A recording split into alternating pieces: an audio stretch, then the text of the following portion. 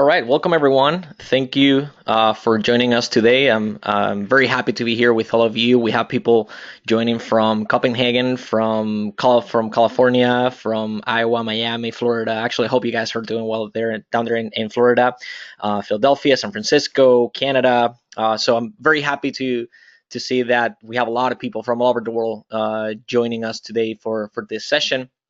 Today we're going to be talking about customer journey and how to optimize it to drive more sales. When we usually talk about customer journey, we tend to think about the process that goes from the moment that someone visits your homepage or website to the moment that they buy from you, and that's usually how we understand it.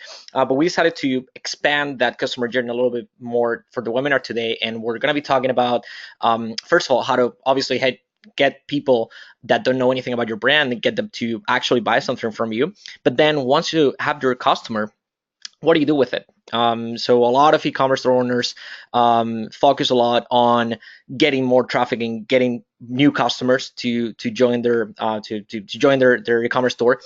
But we're also going to talk about how to optimize the customer journey from the moment that your customer has already bought from you, and how you can get them more engaged, and also how you can get them to spread the word and talk to their family and friends about your brand. All right, so I'm going to introduce myself. So my name is Raul. I'm the partner manager here at ReferralCandy. ReferralCandy is a reference software for online stores that allows you to quickly set up a referral program for your online store.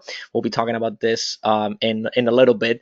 And with me today, I'm very happy to welcome our guest today, who's Reza Gijabi, who's the founder and CEO of Shoelace. And I'd like to welcome to the webinar. Reza, hi. How are you doing? Hey, Raul, I'm doing great. Good to be here with you, and thanks for setting this up. Awesome. Yeah, we look forward to hear what you have to say about customer journey. I hope everyone here has a notebook next to your desk, because we'll be learning a lot today from Reza. For those of you who don't know, Shoelace is a Shopify app that combines automated technology with human expertise to deliver the best retargeting strategies for your growing e-commerce store. Shoelace actually takes care of everything from end to end, and all you have to do is approve their suggestions. And so, before we dive in, just some details. I see that I have some questions about how the chatbot works and how the chat box and how the questions work. So just to let you guys know, this will take about 60 minutes, depending on the number of questions that we have during the webinar. It's being recorded, so it will be sent to everyone that signed up in the first place. If you have any questions, please use the chat box or use the write a question here. I think you have a section that says write a question here, so use that. And if you're thinking about setting up a retargeting strategy for your e-commerce store, or setting up a referral friend program for your online store, there will be some interesting giveaways both from Shoelace and ReferralCandy at the end of the webinar. Okay, so still to the end, and we'll tell you more about this, more details. So this is what you'll be learning today. So we have decided to divide the webinar in two. So the first part, Reza will be talking about customer journey, funnel, and conversion rate, and how you can optimize this. And then we'll be talking specifically about retargeting, and so how you are approaching different potential customers depending on the stage of the funnel that they're in, from the moment that they visit the homepage to the moment that they actually buy from you. Okay, and then the second part will be about, okay, let's say you already have your customer, you have already successfully attracted a new customer to your store. We're going to talk about how you can make them think about your brand, so how you stay top of mind, and then also how do you make your customers talk about your brand, and how you can get them to tell their family and friends about your brand and get more word of mouth sales.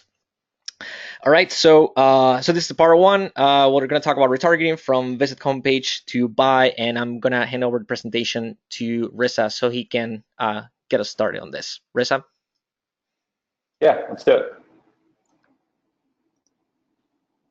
All right, guys, let me know when you can see Reza's screen. I think we should be ready to go. Yeah. Okay, cool. So quite a bit to dive into today. I think to start off with, this is a very simplified way of looking at a customer journey for e-commerce brands. So if you think about it in kind of the order of events, somebody might visit your homepage, then they'll browse your collections, then they might view a product, and they might add one to cart, and then eventually they purchase.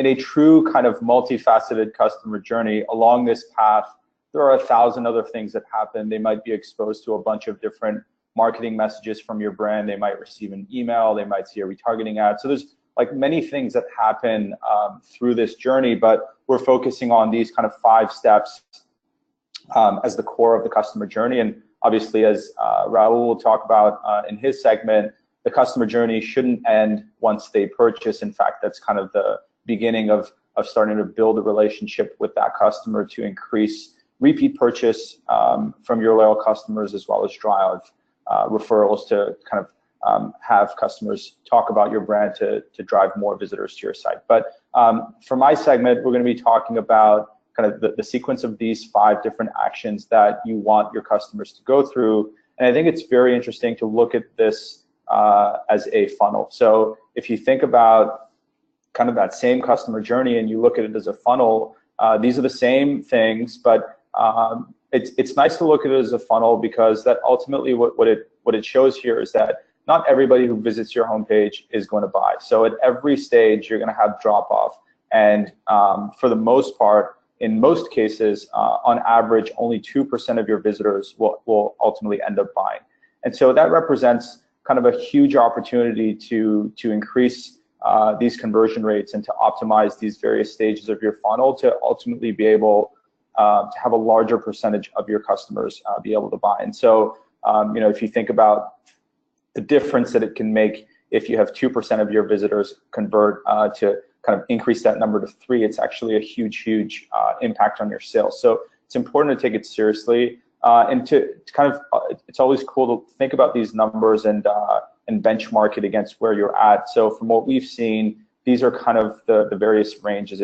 If your conversion rate from visit homepage to buy is below 0.5%, kind of have a bit of work to do there to increase those conversion rates. As a caveat, I'd say if you're selling a very large ticket item, so if your average order value is really high, you might have conversion rates below 0.5% and then ultimately be doing really well. But if your average order value is kind of average, let's say between the $30 to $100 range, this is kind of the benchmarks that apply to you. And you'll see that if you're able to get over kind of 5% of your traffic converting, it is really amazing, and you're doing really well. But if you're in the kind of first 4 buckets, there are a lot of things that you can do to improve this. And before kind of thinking about how retargeting fits into this and how we can improve the kind of optimizing the various stages of the funnel, the most important question to ask is, are you driving the right traffic to your store? Because if you're driving the wrong traffic, and then whatever you try to do to increase your optimize your conversion rates, it's not going to work, because there's more of a fundamental problem here where the kind of main audience that's coming to your store is not the right one. It's like a quick example. Imagine you're a store and you sell women apparel, and the bulk of your audience is like men over the age of 55. Like, you're probably not going to get really great conversion rates. And that's just kind of an extreme example. I don't think anybody has that big of a discrepancy between what they sell and who their audience is. But I just want to stress that before trying to figure out optimization techniques, the most important question to ask is, am I driving a relevant audience to my traffic? And that's a relevant traffic to my store. That's kind of out of scope for this conversation, but a very important thing to think about and just examine in your own business.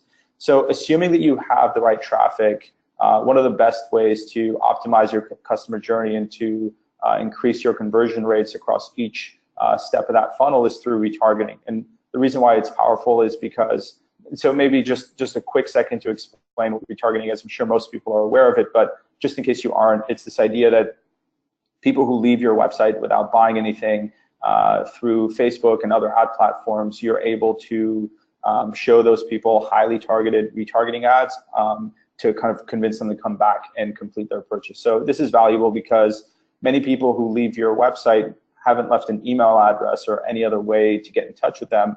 And so retargeting is kind of one of those powerful ways that you can get in front of people again. And so we're going to dive into how you can make the most of retargeting to optimize your customer journey. The most basic example is kind of a very generic retargeting campaign that you could run, and a lot of people that are just getting started are probably doing something like this, where they're just targeting everybody that's been to their site. It doesn't matter what they've done, whether they've gone all the way down to add a product to cart or just visited a homepage. They kind of bucket that entire audience together and show them one generic retargeting ad for their store. I hope that even if people do a generic campaign like this, they're at least excluding the people that have bought from the store, because I've seen this time and again too, where somebody buys from your store and you're not necessarily even excluding them from the retargeting ad, and they start to see kind of discounts or promotions, and they'll get upset and say, hey, I just bought from your store. Why didn't you show me this discount earlier? And so I'm not saying that you shouldn't retarget to people that have bought from you, but it should be a very kind of tactical campaign specifically to those people.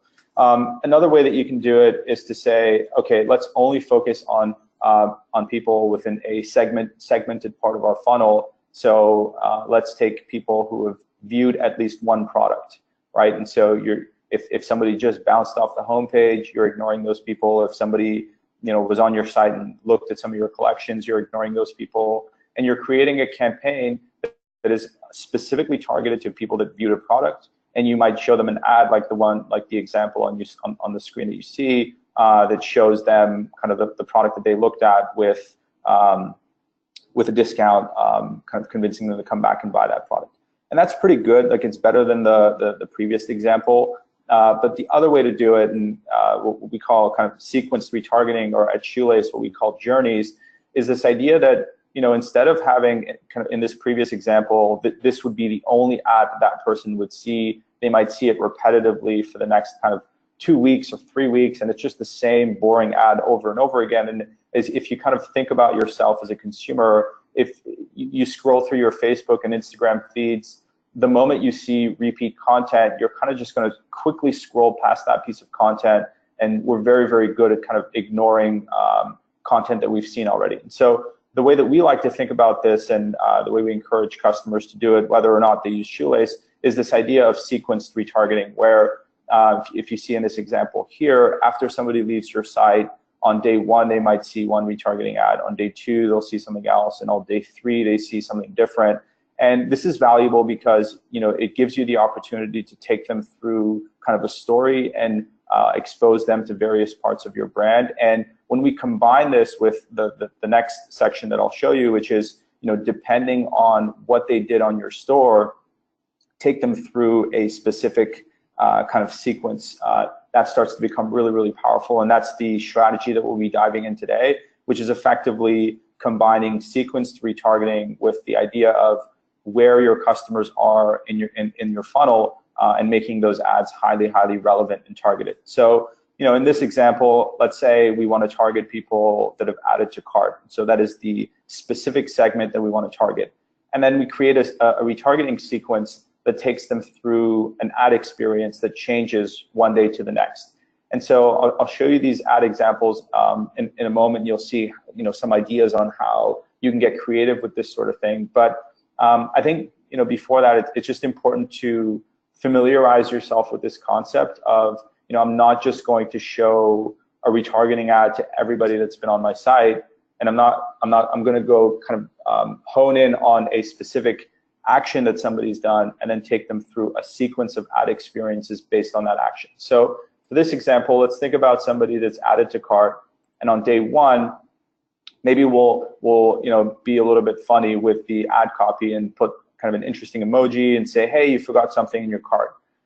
And when you call out something like that, it's very relevant to that customer. And this ad copy wouldn't make sense to somebody that just visited the homepage, because they'll be like, no, I didn't add anything to my cart. But in this case, it's very relevant. You see that the kind of ad experiences matches what they did on your site. And so that might be an example of an ad you can do on day 1. And there's many, many, many different ways to do this and get creative.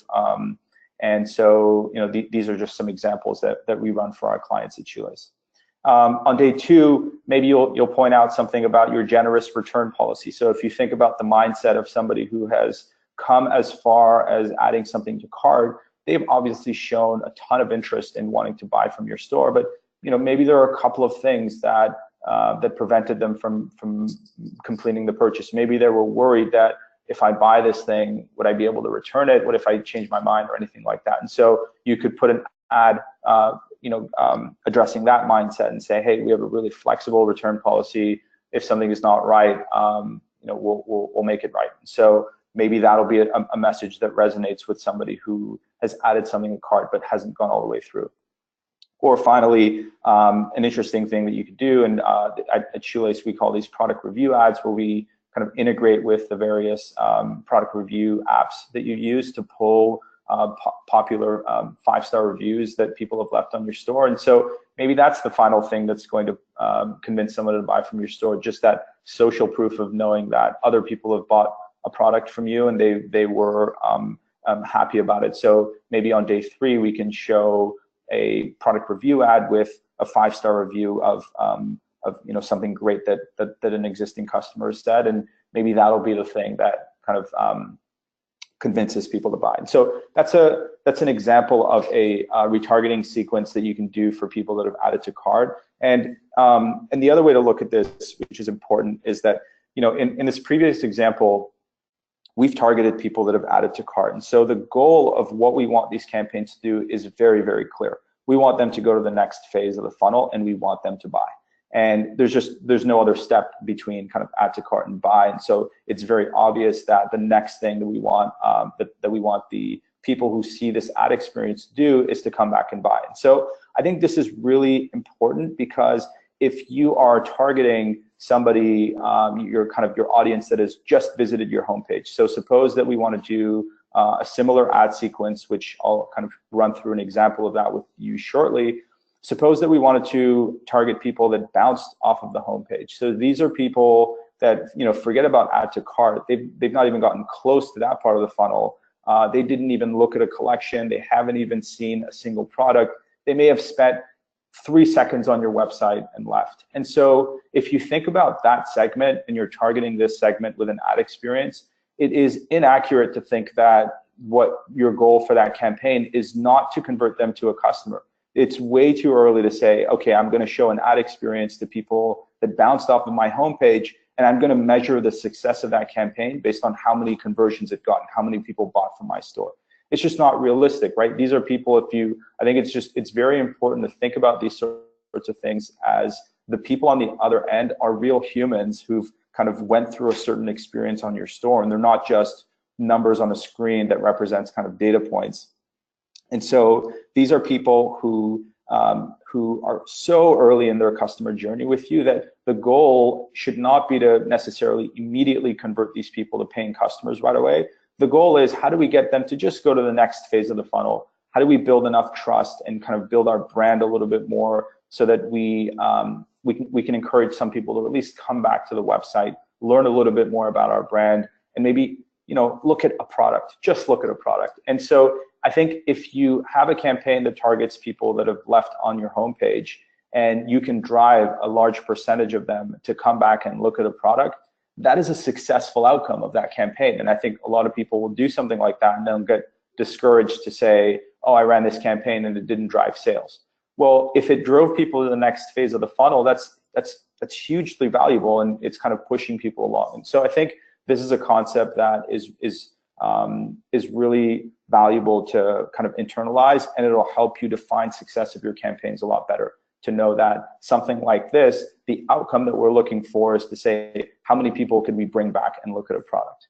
So let's look at an example of a kind of campaign that would resonate with people that didn't make it past the homepage and left your homepage after their first visit. So you might take them through a sequence of ad experiences, and you'll see that this is extremely different than what you would do with a segment that is added to cart, just because they're in a different state of that journey. And it's cool to be able to think about it that way. So you might show them an ad on day 1 that this is for a customer, 100% pure, they're a cosmetics company, and they might show an ad to people in this segment that's one of their most popular blog posts. And this particular ad is how to strobe with gems and minerals. And so this is just a piece of blog content that the goal is to build a relationship, to build your brand. And can we get some people who have left on the homepage to come back and learn about our brand a little bit more and read one of our blog posts. On day 2, maybe it makes sense to take them to one of your collections. So maybe you can drive them to your bestsellers collection and say, you know, these are our favorites, and we encourage you to check them out. And then at this point, it's like, can we get these customers to come back to the homepage and just browse our collections page? You don't need to do anything else, just browse our collection page, and that way you know that they've moved to the next phase of the funnel. Or maybe we can do some specific product ads and show our bestsellers in a kind of carousel format like this, where if they click on one of these ads, they'll go directly to a product page, and then these people will have now moved to the next phase of the funnel, and will have viewed at least one product. And so I think this is the way that we encourage our customers to think about retargeting campaigns. When you want to combine retargeting sequences and audiences based on where they are in your funnel, it's really important to think about it that way, because you know, you might drive a campaign like this and get a ton of people coming back and looking at your products, but not necessarily a huge percentage of them that will buy, but that is still a successful outcome. And you know, I think an important note to remember here is that these types of campaigns aren't going to drive, you know, crazy ROI in terms of return on ad spend. And so this is only the type of campaign that you want to run if you have a little bit of budget to invest in brand building, to invest in kind of converting some of these visitors into moving them to the next phases of the funnel. If you're very, very limited on budget and the only types of ad campaigns you can perform are the ones that are going to drive, you know, 3, 4, 5x return on ad spend, then maybe you want to ignore the visitors to the homepage and get very focused on lower stages in the funnel and target people that have viewed a product or added to cart. But what you don't want to do is kind of lump all of these people together and show them one generic ad message that kind of they all go through the same, because these people are not in the same stages of the funnel. So happy to answer questions about this, because I know sometimes it can be a little bit difficult to kind of wrap your head around this concept. But you know, if you're familiar with the funnel, I think it can make a lot of sense pretty quickly. And so as final takeaways, and I think Raul, correct me if I'm wrong, but we have a bit of time for questions, so happy to do that. Yep, but final takeaways are, you know, you want to monitor your conversion rate. So before you do anything else, get a sense of what your conversion rates are. What is the percentage of your traffic that is converting to sales to begin with? And so then you can benchmark yourself against some of your peers, and to know if you're in kind of a healthy state with your conversion rates, or you need to invest some time in that. As mentioned, if you find yourself in the kind of 2% of your traffic is converting, that's a pretty decent place to be on average. And this, what that means is that 98% of people that are coming to your website haven't purchased. And I think people are always so excited about finding new ways to drive more people to their website. And I think that's phenomenal, because you can't really take people through a customer journey until they've visited your store. But if you just think about what that represents in terms of an opportunity, that 98% of people are leaving without buying, I think it's worthwhile to invest in strategies to try to increase that number even by a little bit if you can. So driving the right traffic is extremely important. I think that Raul might have another webinar on ReferralCandy about driving the right traffic, or I think you told me that you intend to do one, but maybe tune into that one, because I think that it's really valuable. Did you say that you have one existing, or is that one that you're planning to do? Yep, we do have one next week that it's called, well, it has a little bit of a pretentious name, I think. It's called You Don't Need More Traffic. Obviously, you always need traffic, but it's just basically a way to say that you need to drive the right traffic, and it's basically what you just mentioned. Yeah, so yeah, I encourage you guys to kind of watch out for that one. And it's just, it's so important to know, because sometimes we see a lot of clients that we work with, and even though we can try every trick in the book to make their retargeting campaign super successful, but if the audience is not right, and if the audience are not serious potential buyers that are kind of within your niche and within your target audience, then you're kind of just throwing money away and wasting precious ad dollars to retarget people that weren't even interested in your brand to begin with. And while you're always going to have some segment of your audience is going to be like that, and they're not going to be, just ready to purchase from you right away. I think that it's important to realize, what is your audience segment in terms of geography, demographic, age group, interest, these sorts of things, and do some checks to see, are we driving the right traffic here? And if you are, wonderful, you can invest heavily in optimizing the funnel. And if not, it might make sense to experiment with better ways to drive traffic before kind of investing in funnel strategies. And the other takeaway is we're huge fans of thinking about retargeting as a funnel-focused activity. And what we mean by that is that, don't just think about retargeting as, okay, I've got 1,000 people that came to my site and didn't buy. I'm going to retarget those 1,000 people and encourage them to come back and buy. These 1,000 people are all in various stages of the funnel, and I think that it's important to think about your retargeting from a funnel perspective and target people based on where they are in the funnel. And then the other thing is to experiment with retargeting sequences. So once you've identified a segment of customers that are within that are at some part of your funnel, definitely encourage people to experiment with retargeting sequences as opposed to just showing people the same boring ad over and over again. I very passionate about this, and we can't stop talking about it, because I always like to remind people to think about this from an end consumer yourself. You're visiting websites, you're looking at stores, you're looking at products, and it's just intuitive, right? If you see the same ad over and over again, there's a very powerful concept called ad fatigue that consumers these days are very quick to get to just block out ads, even if they don't hit that kind of hide button on Facebook. Through their minds, they're just going to mentally block it. And now you're, spending money to advertise to people that have just like consciously blocked your ads from their minds. And so if you think about them in sequences, you're able to keep the content fresh and evolve it through a sense of a kind of story that you can tell to customers to build your brand.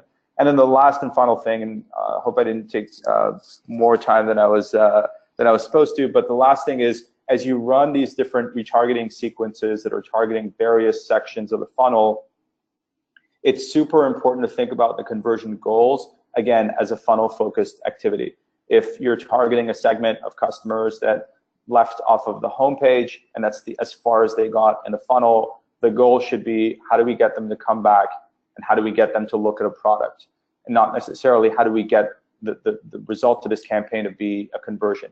But if you're targeting people that added something to cart, then you're measuring the success of this campaign purely on how many of these people came back and completed their purchase. And so I think that's crucial as well. And yeah, I think that's about it for my part, and happy to dive into any questions. Raul, are we doing questions now or questions at the end? How do you want to do this? Let's do some questions now. So I actually have some questions myself, but the audience actually came up with them as well. So I'll go some of the questions that we had. So Silver. Oh yeah. So maybe if we can go back a few slides, this will help to everyone see the answer of the question. So Silver was asking, have you tested changing this sequence? So maybe save the discount till day 3. Oh yeah, totally. That's something really I had in mind myself. Yeah. Yep. That works very well as well. You might be able to get people to convert without showing a discount immediately. One thing to keep in mind here is that, and I wish I had a slide about this to visually demonstrate this, but every single day that goes by from the moment somebody leaves your website, the likelihood of them converting to a sale or converting to the next phase just dramatically drops. So if you run a retargeting campaign that targets people for 30 days after they leave your site, for example, you'll notice that the number of conversions that you get in the campaigns that are in day 1, 2, and 3 are going to be much higher than the conversions you'll get on day 14, for example. And the difference here is like staggering. With every additional day, the number just drops in terms of the likelihood of people converting. So while I definitely agree with that strategy of saving the discount to day 3, and it's certainly something we experiment with all the time to kind of change around the order of these sorts of things to see what works best. One of the the kind of arguments for wanting to be super aggressive on day one is that if we know that the likelihood of people converting declines with every passing day, then maybe for the people that add it to cart, you want to be as aggressive as possible on day one, just to maximize on that kind of phenomenon that as every day that goes by, people are less likely to convert. And so, yeah, there's no necessarily right answer. I think it's worth experimenting, and we've definitely done many campaigns that are like what the person who asked that question described. That Yep. Sometimes it can be an evolving discount too, where you can be like cute about it. And day one, it's like, hey, here's a discount for 5%, and then on day 3, it's like, okay, we really want you to buy from us. Here's a discount for 10% if that'll change your mind. Like, you can kind of make it as a joke. And in general, like, there's probably a whole webinar that can be done around discounting and the strategies there. Totally. We have some really successful clients who just refuse to discount ever. And they say that it kind of tarnishes their brand, and they say that they don't want to be associated with a cheap offering, and they never discount. And I think that's a fine strategy too. And so I think it depends on the type of product you sell and your type of store. But yes, certainly that's a strategy that works well to not do the discount on day one and do it later in the sequence. Right. Yeah. No, I totally agree. And like you said, it depends on the product you're selling as well. It could probably also, depending on what you're selling, could even damage your brand a little bit if you're trying to position yourself as a luxury item, or like kind of like exclusive item as well. So, okay, so we have a few more questions, but some of them are about Shoelace specifically. So I think maybe, since at the end we're going to talk about ReferralCandy and Shoelace specifically, I think we should move until the end. So Daniel and Alexandra, yes, we'll answer your questions at the end. We have one more question from Thomas. He's asking, question: in one of the illustrated examples, there was a 10% discount as an incentive to come back and complete purchase. Where in the funnel should discounts be offered? So it's pretty similar to the one that we just answered. What do you think? Yeah, very similar thoughts to the previous question. I think that the answer here is the same as whenever you want to run strategies to like optimize something. The answer is always to experiment. Yeah. And to see what works best. I think that we can make assumptions around what we think would work best and what we've seen work best, but the best answer is always to just try different things and see what happens. One of the ways that could be interesting to do this is if you have an abandoned cart sequence set up through an email marketing product, and you can kind of sync these to work together. So we have an integration with Conversio, which is a pretty cool app that does abandoned cart emails, among other things. And the integration syncs up the messaging that customers will receive through email on day 1, day 2, day 3 after abandoning cart. And we sync up those messages to kind of be the same as they go through a retargeting experience. So maybe that's one way to do it as well. If you find a strategy that tends to work well for you on your abandoned cart email sequences, you can kind of take those same things and apply them to your retargeting sequences, and they should work similarly well. Great. At the end of the day, it's experimentation, right? It's testing, totally. Tasting, let's see what it works for you. And what works for you might not work for another store that's selling something completely different. Yeah. One last thing I'll add on discounts, which is very interesting that we always see, is that we have a lot of clients who are running discounts in their ads, and they get a ton of conversions of people not even using the discount codes and are just like clicking and buying, and just kind of like ignoring that discount message, which is interesting, but we see it a lot. And so there's that too that kind of happens just by reminding people that you wanted to buy this, didn't you? And it's kind of it's in often cases enough just to kind of like remind them about a thing that they could be really interested in. And it's just like there's so many variables here. Sometimes somebody added something to cart and they just didn't feel like pulling out their credit card at this moment and doing it. It's not necessarily that they were like having doubts or anything. It just wasn't the right time to like complete the purchase, and like, maybe I'll get back to this later. And then a gentle reminder, it's like, oh yes, I wanted to buy this thing, let me just go do it. And it's not really being incentivized by anything. It's just like staying top of mind that can remind Yep. people of this is a really cool thing that you wanted to buy. Just remind you about it again. Yep, yep, and it's that's something I'm gonna mention in my second part of the webinar, which is well, the fact that would you call ad fatigue? I didn't know that term. I think it explains it very well. Is the fact that well, sometimes when we're at webinars and we are talking, around marketers, we tend to think of ads as marketers, but I think for a moment we need to look at them as we do as consumers. And the Yep. truth is that most of us ignore ads. I mean, they have to be extremely well done, or they have to be extremely original for us to jump in and make a purchase. I mean, all of us here have made purchases right off an ad from Instagram or Facebook or whatever it is, because they work, because they had that thing, whatever it is, that made us, go and get our credit card and complete the purchase. So again, that's something I'm going to mention in the second part of the webinar. So we have still a few more questions pending. But again, since they are specifically about Shoelace and how it works, we'll go over them at the end of the webinar. We will probably pass the 60-minute limit, so that's okay. I mean, we'll obviously send the replay to everyone tomorrow, so that'll be fine. Okay, so again, guys, if you have any questions, feel free to keep putting them on the chat bot. We will be answering them at the end. And now we're gonna go over the second part, which is, let me know when you guys can see my screen. It should be working now. Can you guys see my screen? Rissa, is it working for you?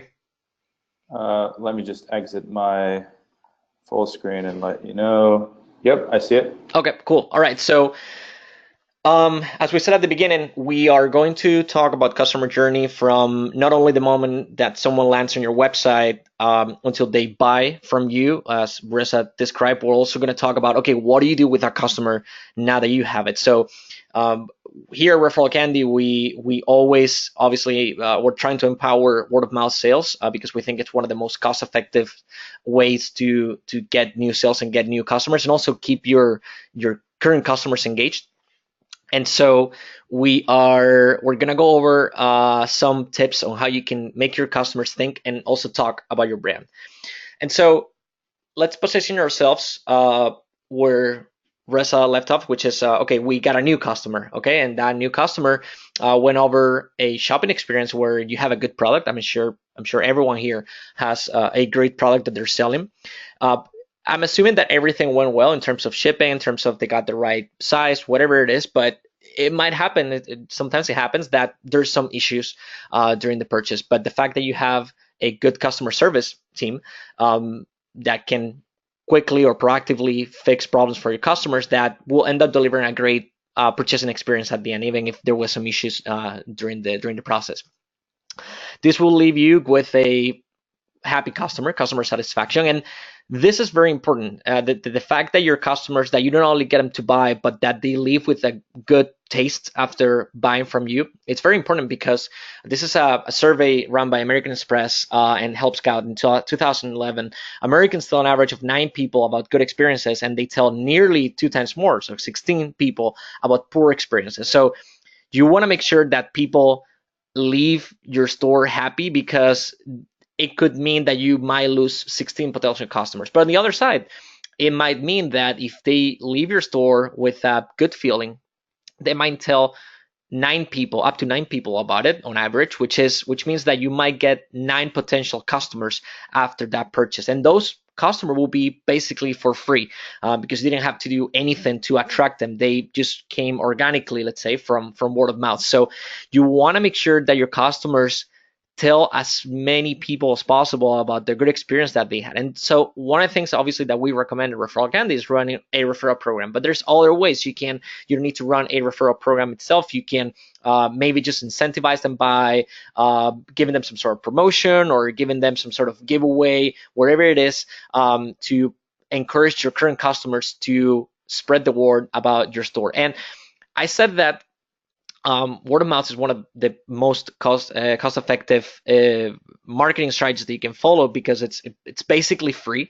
But one of the reasons why it's basically free is because they are your salespeople. Your turning your customers into your salespeople. And even more, I think, in my opinion, they are the best salespeople that you can possibly have, because they believe in your product or your service so much that they were happy to pay for it. And so, since they were happy to pay for it and they got a good service from it, and they got whatever value they were providing, they got it, and they believe in it, they will tell their friends and family about it. But better yet, it's the fact that they won't sound like a salesperson. They are not salespeople, and they will recommend just because they think that whoever they're telling to, they can get whatever value you're providing. So if they got value, they will share that with other people. They say, look, I just bought this, let's say, this pair of tennis shoes from this store, and they work super well, and the customer support was great, and shipping was just 2 days, whatever it is.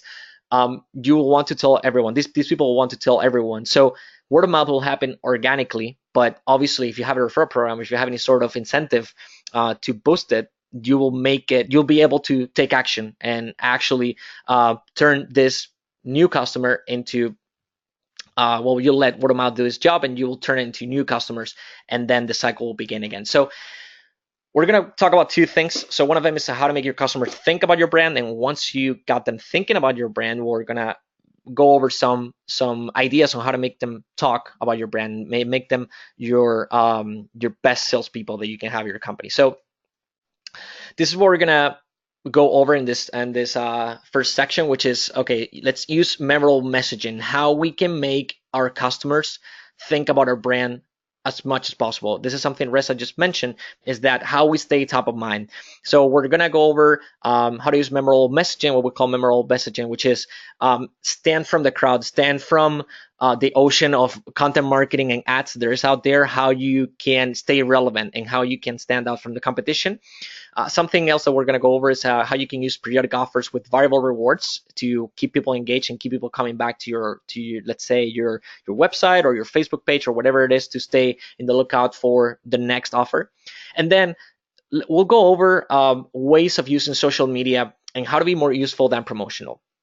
I don't know how many of you run e-commerce stores and how many of you are new to e-commerce. And I'm assuming that from those of you who just maybe, let's say, set up an e-commerce store during the last 6 months, probably one of the first thing that you did was to set up your Facebook account, your Twitter account, your Instagram account. And I know that there is this urge or this feeling of, I just want to start telling everyone about my products and how great they are and all the benefits that you can get from it. But at the end, that's a fine line between showing your products and showing what you can do for your customers and being too promotional and basically showing them an ad. So we will go over some details and some tips on how you can be more useful than promotional, and this will obviously help you to stay top of mind your customers. So let's talk about memorable messaging. So during this entire section, think about your customers, not only as your customers, but as part of your sales team, okay? And so think about your training your sales team. What would you give them in terms of pitch? Okay, so you want your pitch to be simple. You want to make your customers understand whatever value you're providing, that they can describe it in just a few words. If it's too complicated for them to remember what you do, or if it's too long to explain, then maybe they'll explain it wrong, or maybe their friends won't really understand, because obviously not everyone it's a good salesperson. So you need to make it very simple. Okay, look, this is what company XYZ does, and this is what they provide, and this is how much it costs. Okay, so you want to make it extremely simple for everyone to remember. You also need to make your content marketing and your messaging unexpected. And what I mean by unexpected is that you need to stand out from the crowd. Think about the ad fatigue that Reza just mentioned. How you stay relevant and how you make people not turn off to your ad or to your piece of content that you wrote, whatever it is. How you make them pay attention to it. And this is an example that I like to bring to webinars. This is from Ministry of Supply. It's a company that sells, I believe they sell more than socks, but I know them from this specific case study. And they developed this technology that it was called pressure mapping, and they were using this special fabric and special way of treating this fabric that made the socks very comfortable and very and they will last for longer. As well, actually the slogan was "Performing Professional comes to socks." But one of the things that they included as part of their, let's say, ingredients for the fabric was that they were using coffee grounds to keep the socks from smelling. And this was so unexpected, let's say, or customers thought it was really funny that their socks included coffee grounds in them, that they started talking to their friends about their coffee socks. And good thing is that Ministry of Supply realized quickly that people were referring to them as the coffee socks and not as the pressure mapping socks or the performer professional comes to socks. Socks, but no, they were actually focusing on this specific feature. So, and they thought it was really funny that they were doing something completely different to the rest of the sock industry. And so they quickly switched their strategy, as you can see there. They started featuring the socks next to cups of coffee, to coffee grounds, just to to be weird and to be new and to be again unexpected to potential customers. This is another example. This is eatjuices.com. It's actually one of our customers, and they sell liquids for vaporizers. And so the whole story. I was talking to their CEO a couple of weeks ago, and they told me a story that they actually adopted a dog for their office, and the dog has been living at the office for a long time, and everyone's loving it. And he's loving everyone at the office, making everyone happy. And so this is a dog that they rescue from a shelter, and so they give him a new life, and they thought, well, this dog is very it's very lucky that got placed with us and that we're able to take care of him. There's a lot of different dogs out there. There are shelters that are not being taken care of anyone. So what they did is that they run a promotion where some of the sales, actually 5% of the sales, were going towards donations for shelters for animals, and we're actually encouraging people to adopt and rescue animals from shelters. So this was actually this was not a marketing tactic. They just wanted to take action, do something for this organization. But it turned out that a lot of the customers, when they showed up at different events or different gatherings with potential customers, they reach out to them and say, "Hey, I saw what you guys did. This is great. Like, I was already happy with you guys, but now I love you guys because this is really good what you're doing. Beyond being just a company, you're actually taking action and solving problems for people." So again, be unexpected, do stuff that your competition is not doing, and see how your audience will react. So this being concrete, that goes back to being simple. So again, think about your customers as your salespeople and make it easy for them to remember what you do. You obviously have to be credible, so your messaging has to be credible. It has to sound credible as well. And also, this is one that I find very important. You have to be emotional, and you should be emotional when dealing with customers and potential customers as well.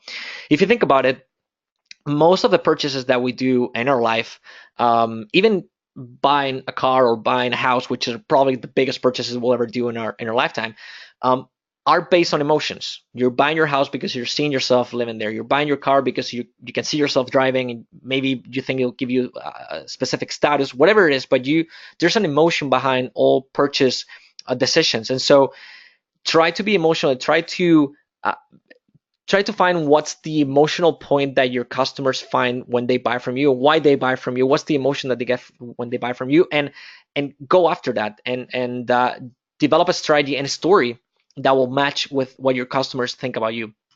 And for these two, I have an example that I personally like because I believe in the mission that this company has. So this is Goldilocks. For those of you who don't know, Goldilocks is a company that sells toys. And so technically they are competing with Toys R Us and competing with Hasbro. But the thing is, as you can see on their homepage, it's a screenshot of their homepage. It says, "Girls, start your engines." And Goldilocks is a company that sells pieces so kids can build houses or bridges, any sort of structures, motorbikes, cars, whatever it is. The point is to get kids, but more specifically girls, to build things. And why? Because the mission of Goldilocks is to promote engineering among girls. They think, and actually I believe, that there is a shortage of women engineers, and we need more women to be engineers. And so Goldilocks, their mission is to get more people, get more girls to study engineering. And this is something that take beyond just a homepage or beyond just a mission statement on their website. Actually, Debbie Sterling, which is their founder, has talks and a lot of different content about inspiring the next generation of female engineers. As you can see, there's actually a tech talk. I really recommend you guys to watch it. But going back to what I was mentioning, uh, go after the emotions and tell story about why you're selling. You're not just a store that is selling products just because. You must have a story behind you. Maybe you have a personal story behind why you set up that store. Tell your customers about it. Tell your customers why you're different from the competition. What are you doing differently? Why? How did you start? People want to also, well, you want to sound credible as well. So people want to know what's the background, what's the story behind your store. So think about that when you are creating content, and this will actually help you to keep your brand top of mind for your customers. Beyond this, beyond your messaging, things that you can do to stay top of mind on your customers is offer periodic offers with variable rewards. This is something that if you guys play mobile video games, or if you play video games on Facebook, let's say, actually I can't come up with any name right now, but well, I'm pretty sure that this farm game, how it's possible I forgot the name of, of the farm game on Facebook. Rissa, help me out if you remember it. But Is it Farmville? yes, yes, that one. I knew it. So all these games have one of their main things is that they are addictive, or they try to be addictive and try to get you to come back, because if you come back next week, there will be a special deal where you can get whatever reward for the same amount of work, or for the same amount of minutes played, whatever it is. So all these examples of offering periodic offers for variable rewards actually help you, because you're adding a time constraint and a sense of urgency to your product, and so you're actually increasing the value of the rewards. Sorry, if you increase the value of the rewards or the promotion, it will help you to get your customers to make a purchase, to make a referral. This is an example. I don't think I brought it to this presentation, but I'm pretty sure that you guys know that Uber, for example, on Christmas time, they increase their rewards that you get for promoting the app among your friends. So if you, let's say, if you regularly get $10 for every friend that signs up on Uber on Christmas time or during the holiday season, they increase it to 20. And that way, if you were hesitant, or if you didn't really care about sharing your referral link with your friends, now you probably will do it, because you're getting that extra reward, and it'll be a no-brainer to not to do it. So, and then something I mentioned at the beginning, if you are new to e-commerce, if you're setting up your first e-commerce store, one of the things that you're probably doing right now is that you're setting up also your social media accounts. You're setting up your Facebook, your Twitter, your Instagram, and so you probably have the urge of just going and post pictures and post content about your brand, but you might want to be careful, because you want to be useful for your customers beyond just being promotional. Again, we're surrounded by ads. There's content marketing everywhere. You need to stand out from the competition. So there's something called the mere exposure effect, which is that the more often your customers encounter your brand, the likelier they are to keep it in mind. But beyond that, try to be helpful, try to be useful, and not just promotional, and try to make a connection with your brand. And I brought a couple examples that you guys I think you guys will like it, because it's great examples of how you can build a community, and how you can build kind of like, it's pretty much another brand around your brands. The fact that you're providing so much good content and free content to both existing customers, you're encouraging your existing customers to stay with you, and you are encouraging potential customers to come to your store and maybe find out more about what you do. And I brought an example that I personally like. This is Magical Butters, one of our customers, and they something that they do is that, well, first of all, they have a chef on as one of their co-founders of the company, and so one of the main jobs of this chef is to come up with recipes and record these recipes so they can post them on Facebook. So they share recipe videos and articles for free on their Facebook page, and they have a lot of people that comment them, that share them, because they're very interesting. And they also have a Facebook group that it's called Magical Butter Users United, and it's a group of customers, and they have over 22,000 members.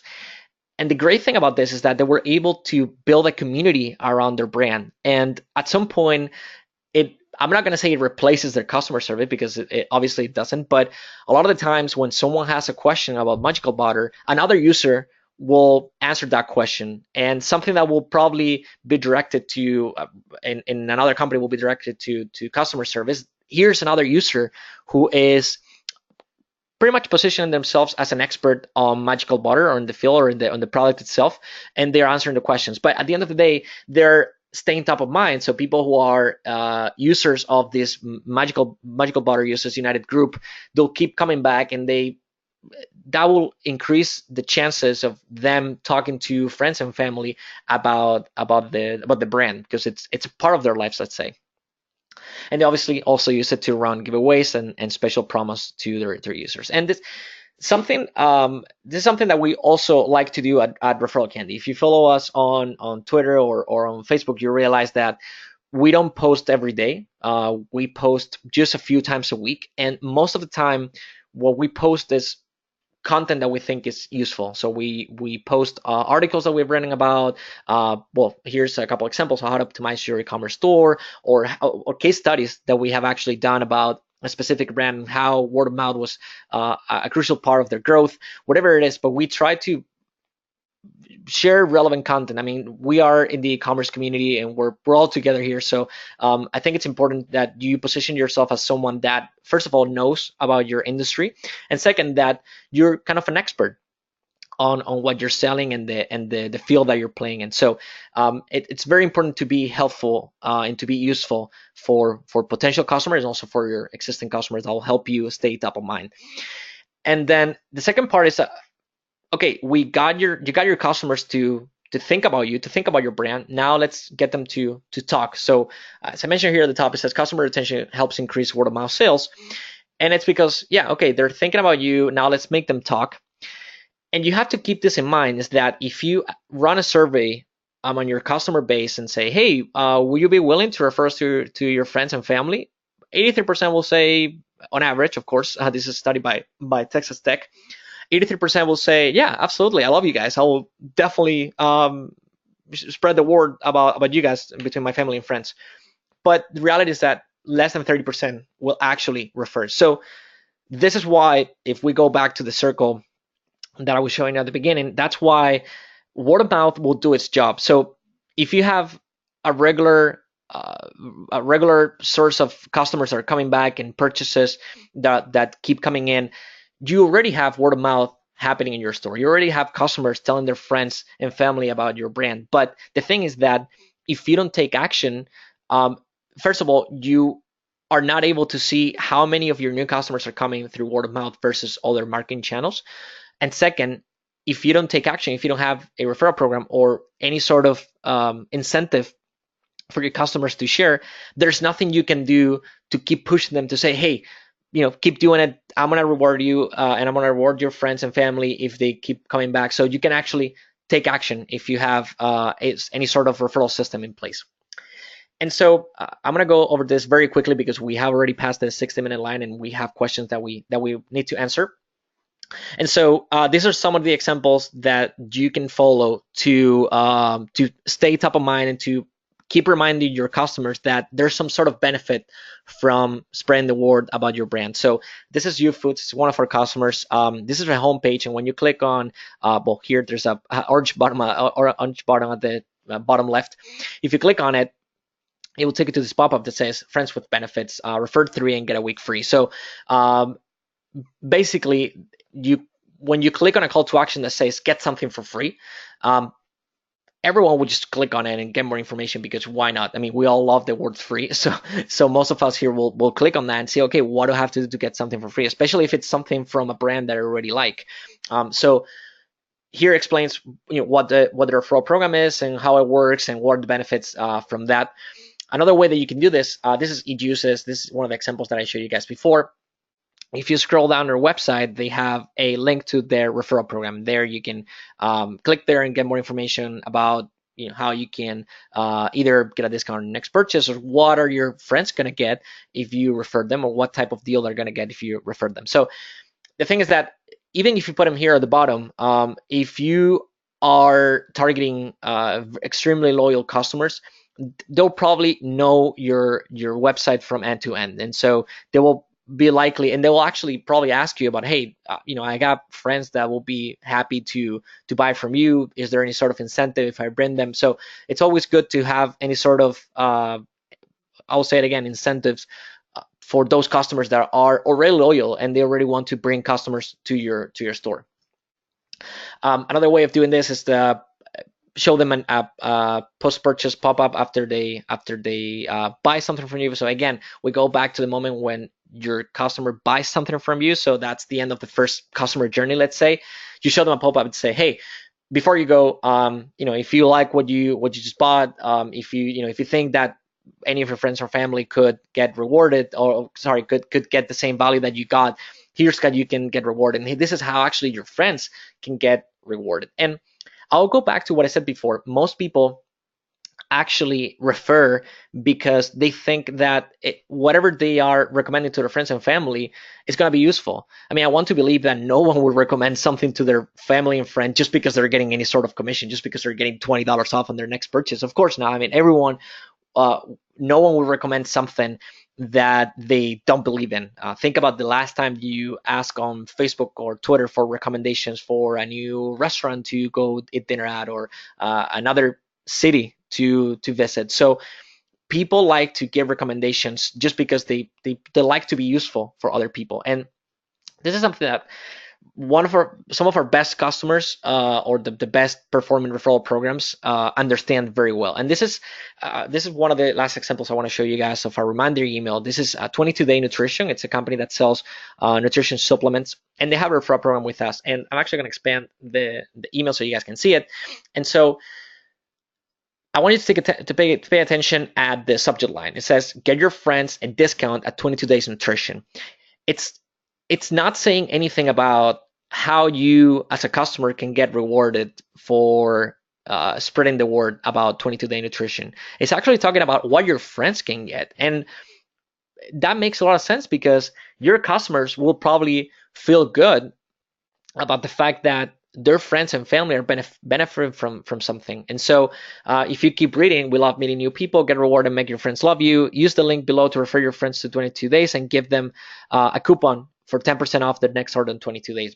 So the core of the email is talking about what the friend can get and what you as a customer can provide to your friends. And that will probably be enough. Actually, your customers will feel good about the fact that they can provide value to their friends. And so if you keep reading at the bottom, that's when it actually tells you, and this is what you'll also learn. You'll learn 15% of your friend's purchase, and tells you how to apply this deal.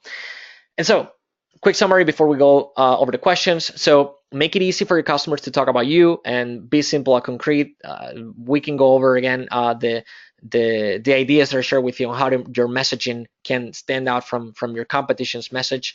Stay top of mind by providing relevant, unexpected, and informative content. So again, think about your social media channels as a way of connecting with customers and potential customers, and help them before they even land on your website. Okay, and establish yourself as an expert on your field.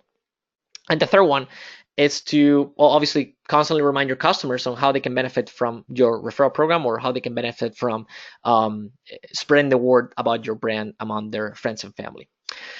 All right, so we are arriving to the Q&A session.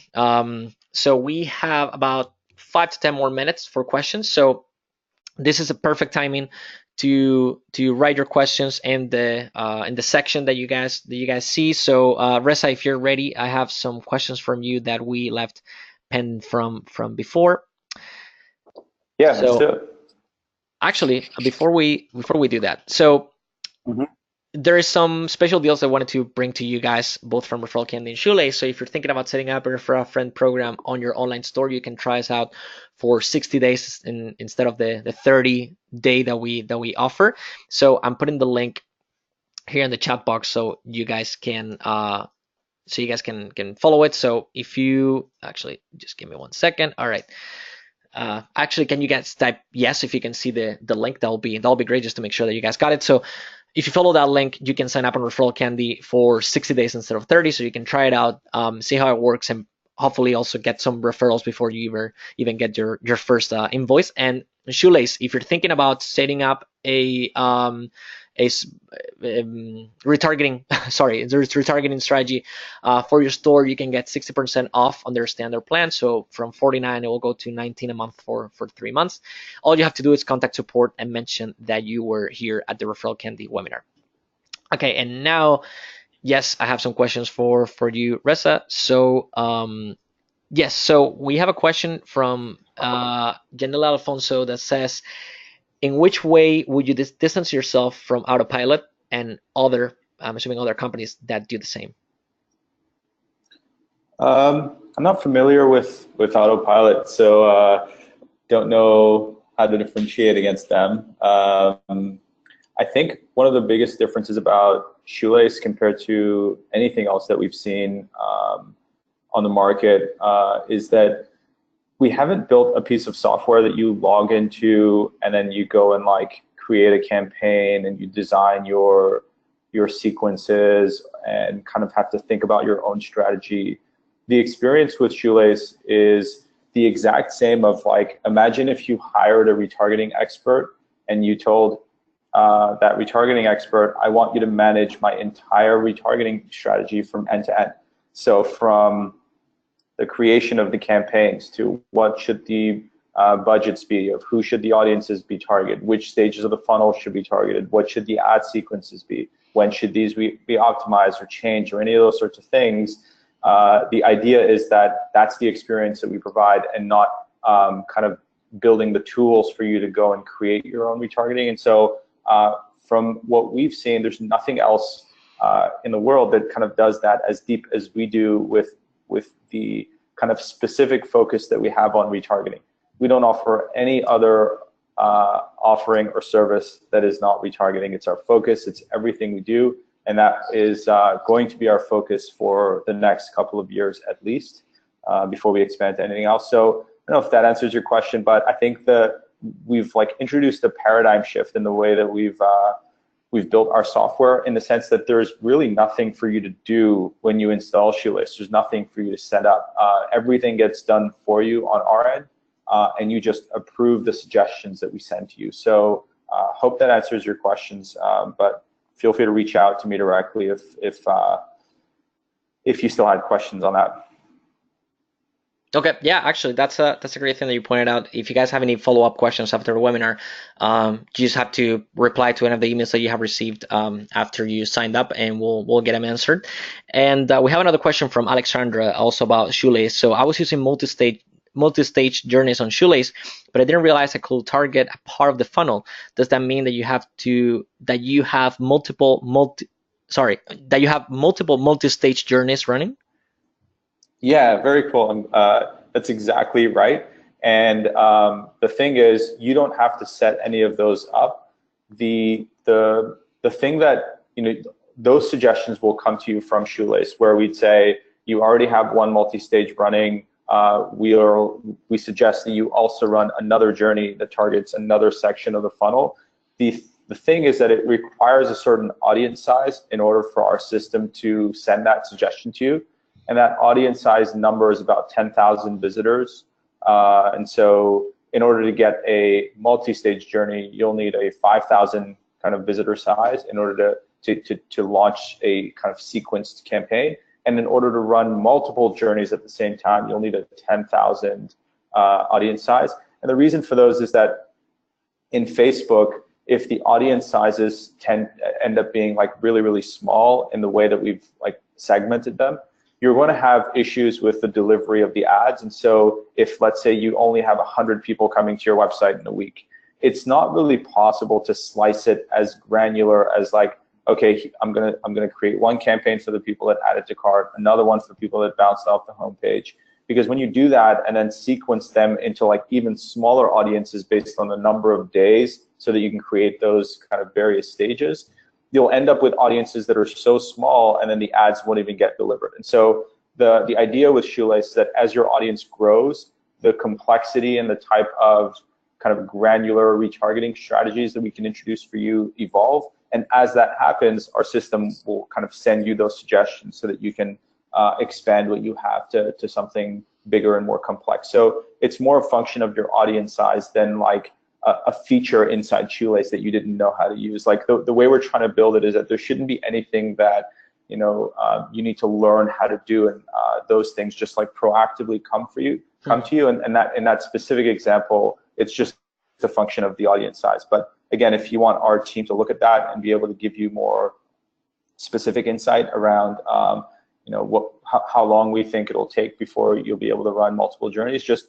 ping our support team, and happy to have a more detailed look.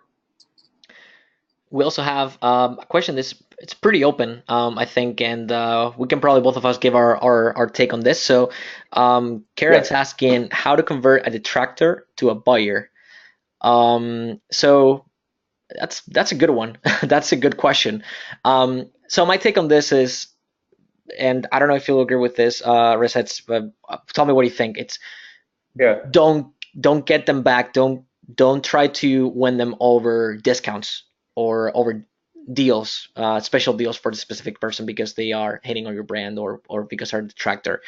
My take on this will be try to communicate with these detractors, try to understand their reasons, and I feel like showing that you care about what people think or feel about your brand, it's important, and I think it shows a good image for your brand. And I would say it's just a matter of conversation. Maybe there was some sort of misunderstanding. Maybe they bought from you and they had a bad experience with customer support, and maybe it's something that can be easily fixed, whatever it is. But I don't think it will be over for someone who is a detractor, unless it's, again, something that maybe went wrong during the delivery or whatever it is. But if it's someone that, I mean, I'm understanding a detractor is someone that it's proactively hurting your brand, or maybe it's giving bad reviews or whatever the thing is. I think it will be interesting to reach out to that person and try to have a conversation and see what happened. What's your take on this?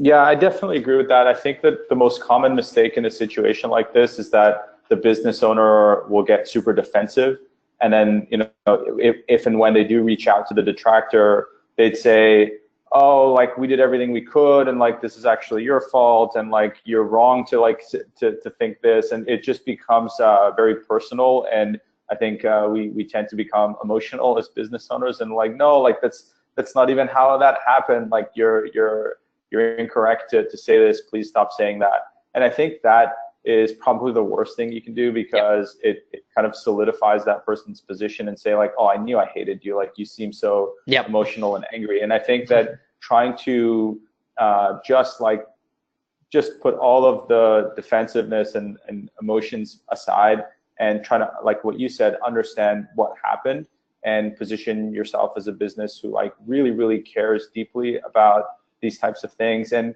frankly, it shouldn't be, I think that if you try to like game this, you'll end up making mistakes. I think it really does need to be core to your business that if somebody is unhappy with your brand, like that upsets you to a point where you really want to like find out why and like and try to make it right.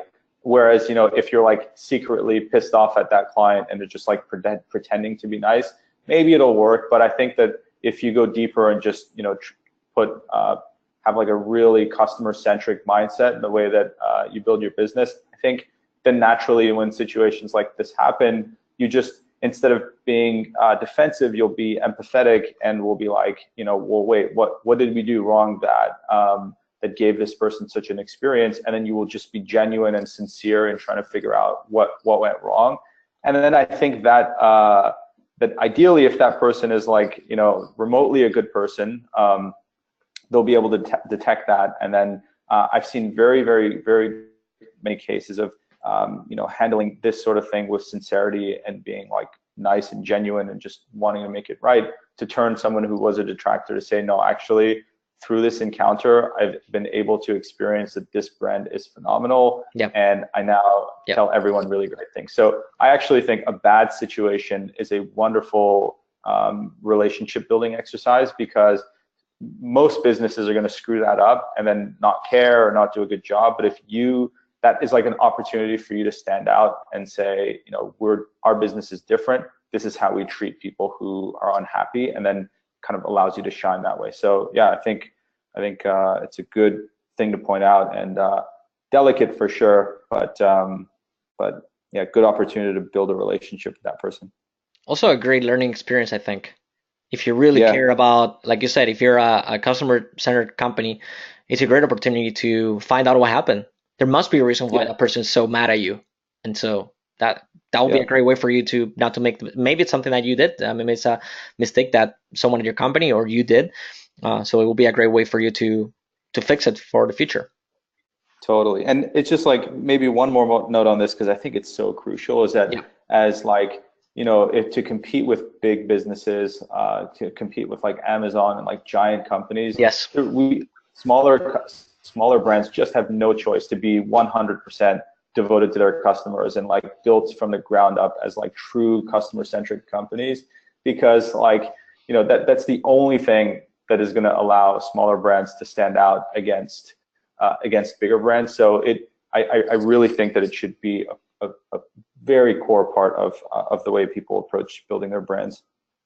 We have another question from Daniel. So Res and Roll, thanks for the webinar question. How effective are the bidding strategies to stretch ad dollars on the retargeting campaigns using Shoelace platform? That one's for you. Yeah, yeah, bidding is huge. We experiment a lot with bidding, and so there's a couple of ways to think about this. In the case where an audience size is small, so let's say, so first of all, Facebook's algorithm is very, very smart in being able to take different kind of optimization objectives. So if you say, I want to optimize for conversions, or I want to optimize for link clicks, or optimize for impressions, it is going to be able to do really cool things, and provide good results. But what happens is, if you don't have a really big audience, which is generally the case with retargeting, and let's say you have an audience of like less than 1,000 people in a certain retargeting campaign, and then you apply a bidding strategy of optimizing for conversions, let's say, then it's almost a situation where you actually don't want Facebook to try to get fancy with the 1,000-person audience that you have, to try to run their algorithms to say, within this 1,000 people, who is the most likely group that is going to lead to a conversion. So let me kind of prioritize the delivery of those ads. They're just kind of like what Facebook's algorithm is trained to do if you set it to conversions. What you actually want in a case like that is that you don't want Facebook to, so what could happen in a smaller audience when you do something like that, the delivery of the ads will get affected. And in its attempt to try to optimize the ad for the most likely people to convert, it'll actually not show it to everyone in this 1,000 group. And because it's so inexpensive to advertise to a smaller group of, say, 1,000 people, that's one example of where you actually want to go against Facebook's like default recommendation of bidding for conversions, and you want to bid for, in our experience, impressions. Because then you're telling Facebook, I know that these 1,000 people, I want them all to see this ad. I don't want you to get fancy about within this 1,000 people who you should show it to, and I just want you to show it to everyone. And there's like questions around throttling frequency there, but yeah, I think it's, again, as with a previous question, the answer is almost always with experimenting different things and seeing what works. But I think that when it comes to retargeting, a lot of the things that work when it comes to like optimization strategies for large top of the funnel campaigns that you're doing on Facebook that are targeting an audience of like 2 million people of your lookalike audiences, for example, in those cases, you want Facebook's engines to like go to work and do really interesting things. But in our experience, when you're dealing with much smaller audiences that are very targeted for retargeting, even if they're like sub 20,000, sub 50,000 audience groups, you don't necessarily want to use Facebook's default systems, and to just think about it in your own way, and not necessarily just because your aim is to get conversions, you don't necessarily need to pick conversions. I don't know if that fully answered your question, because another way to frame that question is around like automatic versus manual bidding. So that could have been your question, and I apologize if I went on a riff and what you were really asking was manual versus automatic. But my short answer on manual versus automatic billing is that if you know what you're doing, you should do manual, and maybe it'll work for you.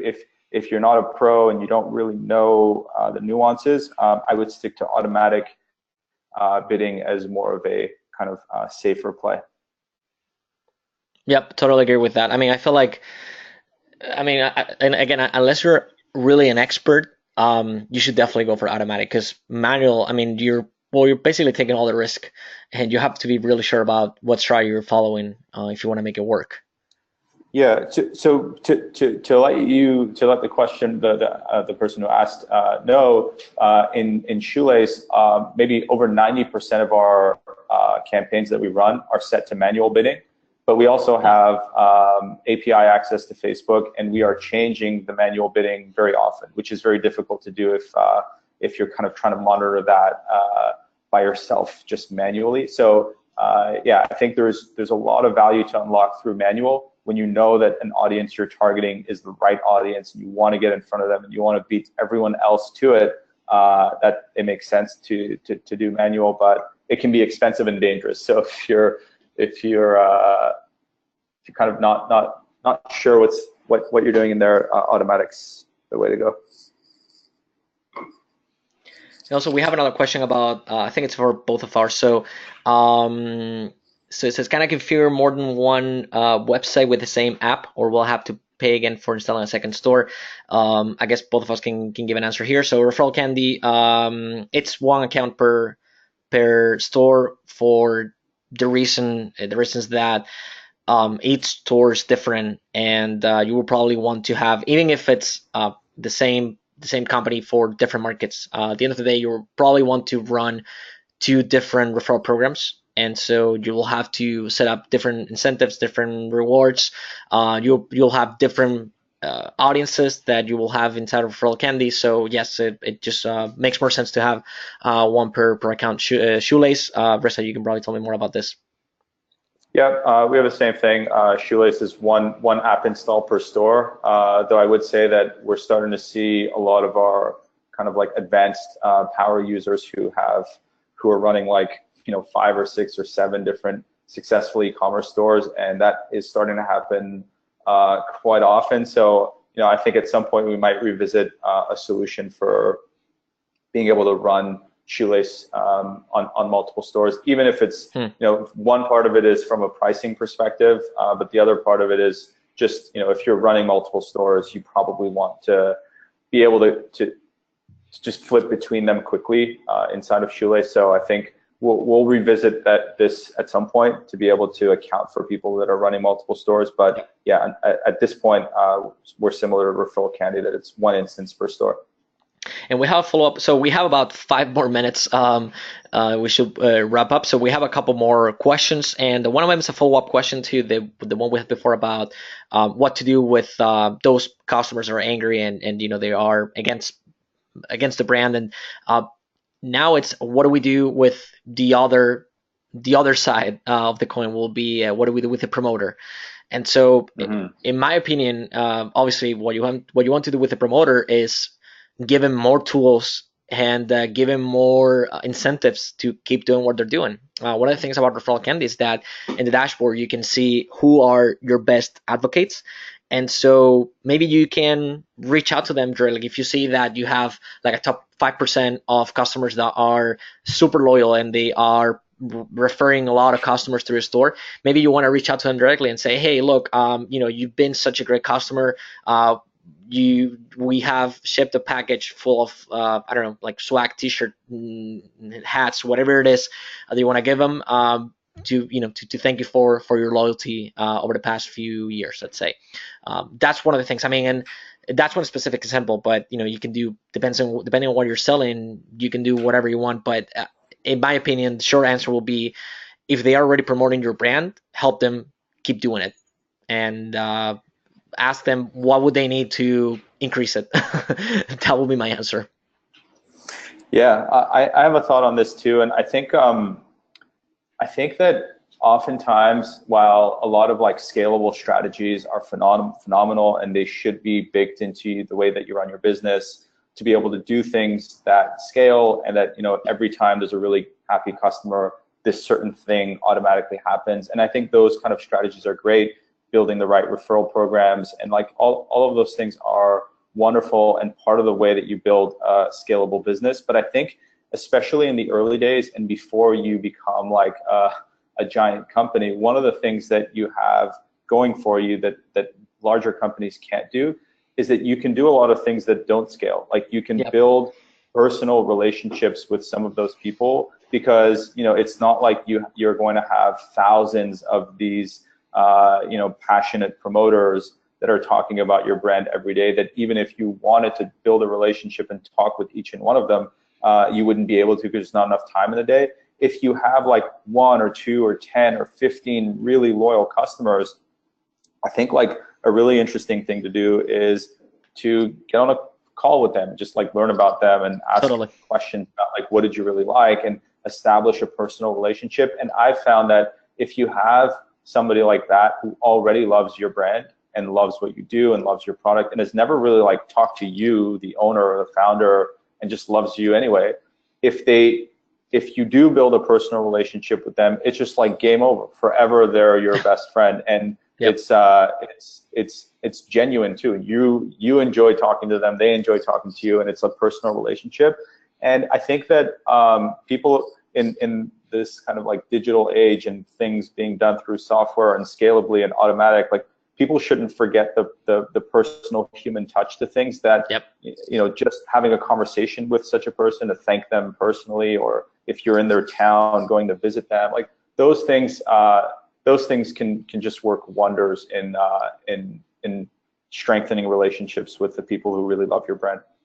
Totally. I couldn't agree more. I couldn't agree more. And it's interesting when you mentioned about living in this digital era where everything's done online. Have a conversation, a face-to-face conversation, or over the phone, or send them a letter, or just try to stand out from what they see on their daily lives. I think it's very interesting. And also what you mentioned about doing things that don't scale. Absolutely. Try to understand, try to learn more about what they do, about who they are, about why they love your product so much. That's also a great learning experience for you, and so you can improve your product even more. I think you hit the nail on the doing things that don't scale. Treat them as your friends, and create a closer relationship with them as much as you can. Yeah, because then what happens is like, aside from strengthening relationships with that person, you might learn something in that conversation about like, what was it about our brand that you really liked? And then the person will say something like, this was it. This was like the thing that I really liked. And you're like, really? Like, that's the thing that stood out to you? Right. And you might pull that out from that conversation and then use it in your marketing copy, in your emails, and your call to actions, and your like blog posts, and then use that like one unscalable conversation to be able to apply that to like the marketing strategies that you do at scale. So really cool thing to do with people who really like your brand. That's similar to the example I showed before about the socks with the coffee grounds in them. When Minister of Supply was developing the socks, they didn't think that was going to be the killer feature, but it was. And the reason is because, again, we tend to look at ads and content marketing as marketers, and so we tend to forget about things that people find unexpected, or things that people find valuable. And so I think it's great to again, what you mentioned about doing things that don't scale. Try to you have that pleasure for now that you can do it. I mean, before you grow into a huge company and you won't have time to do it. Now that you have a small number of customers, take your time to talk to them and create a personal relationship, because like you said, it's game over for any other for any other competitor that might try to get in the and try to get their business. They will be yours forever. Yeah, totally. All right, so we're at the end of the webinar. Thank you so much, guys, for attending. Thank you, Reza, for being a guest today. It was a pleasure. We've learned a lot, me included, from you. So I hope to have you in the future, another session. to all of you who attended, thank you so much. I know there's some questions still left, but some of them are very, very specific about Referral Candy and Shoelace. So feel free to email to any of the emails that you have received about the webinar. Some people are asking about the referral link. I just put it again. Again, if you want to get 60% off on the standard plan of Shoelace, just contact support and mention the Referral Candy webinar. If you have any questions, feel free to reach out, and I'll see you guys at the next webinar. Thank you, Reza. Thank you, everyone. See you next time. Yeah, thanks, Raul. It's a lot of fun. Bye-bye.